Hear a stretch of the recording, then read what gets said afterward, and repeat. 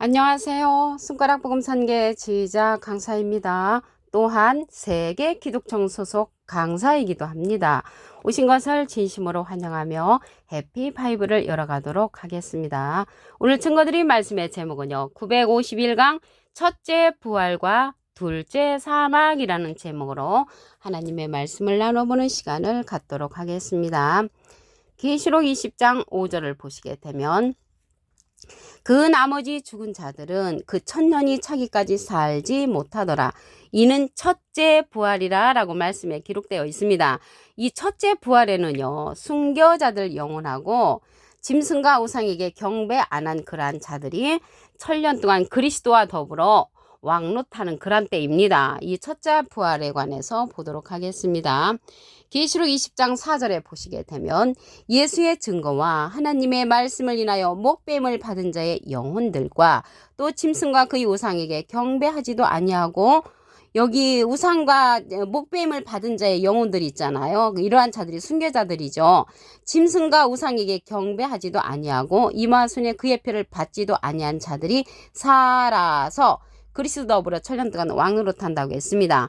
천년 동안 그리스도 더불어 왕노릇하는 그러한 자들은 목배임을 받은 자의 영혼들, 순교자들 영혼들하고 짐승과 우상에게 경배 안 한 살아있는 자들하고 한 영을 이루어서 첫째 부활에 참여하는 것입니다. 이 첫째 부활이 천년 동안 그리스도 더불어 왕노릇하는 때라고 그랬죠. 그래서 여기서 표를 받지도 아니한 자들이라고 했는데 여기에서 표는 그들의 신앙과 교리를 받지 않는 거죠. 어떤 자들이냐면 짐승하고 우상이잖아요.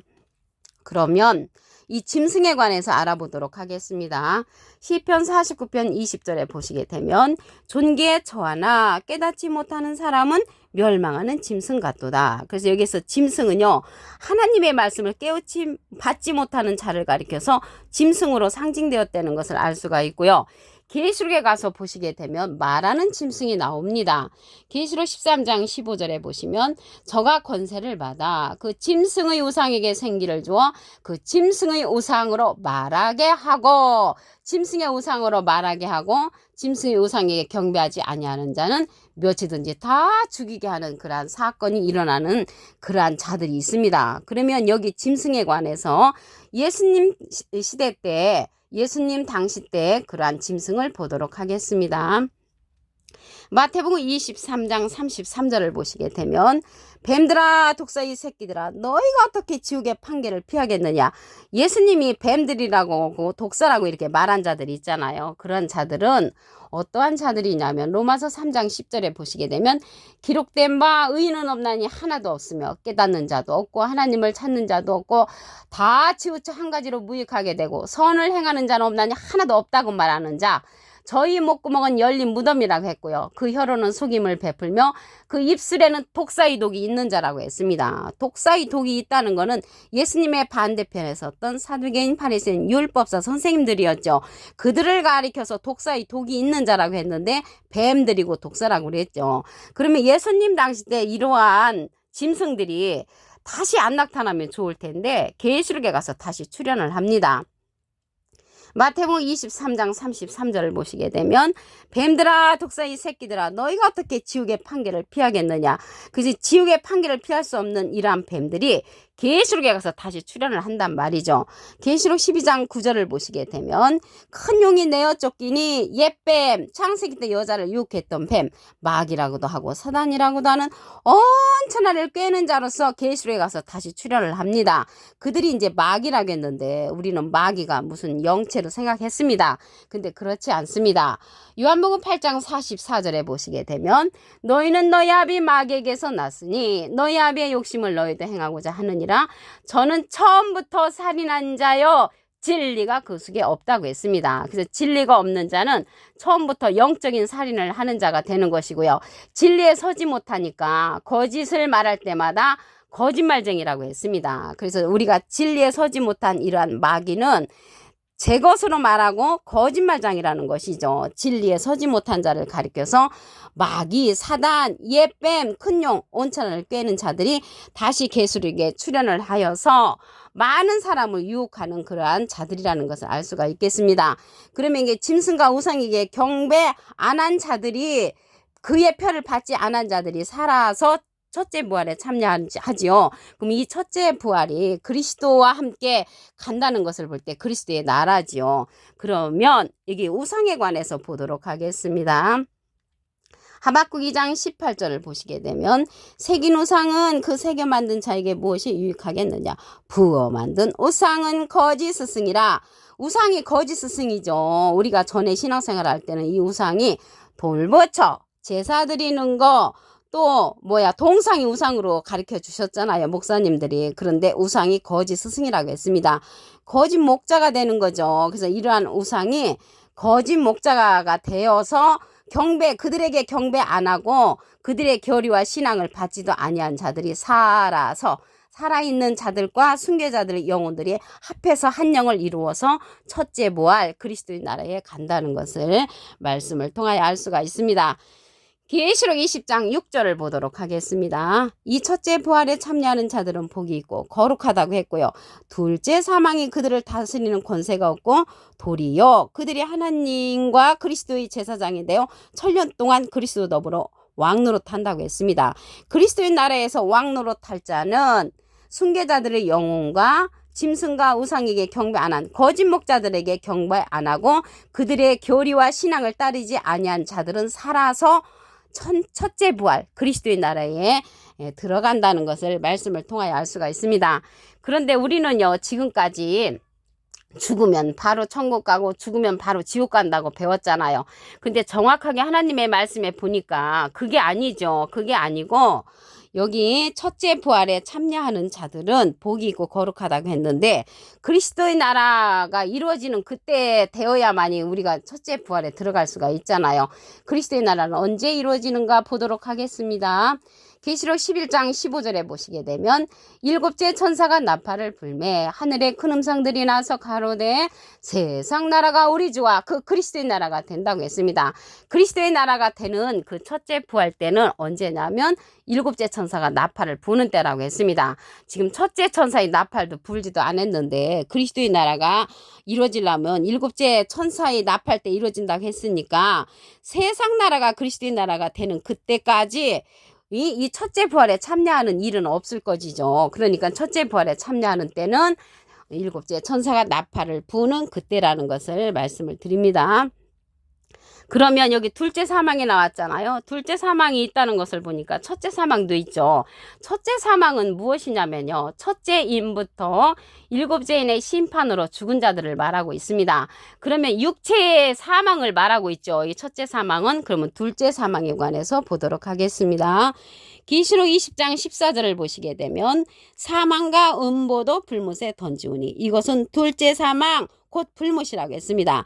둘째 사망이 이제 불못인데 이거는 계시록 20장 그 11절에 보시게 되면은 백보자 심판이 나옵니다. 그 백보자 심판은 죽은 자들을 심판하는 영혼의 심판이거든요. 그래서 이 둘째 사망은 죽은 자들을 심판하는 백보자 심판으로 영혼의 사망을 가리키고 있다는 것을 말씀을 드립니다.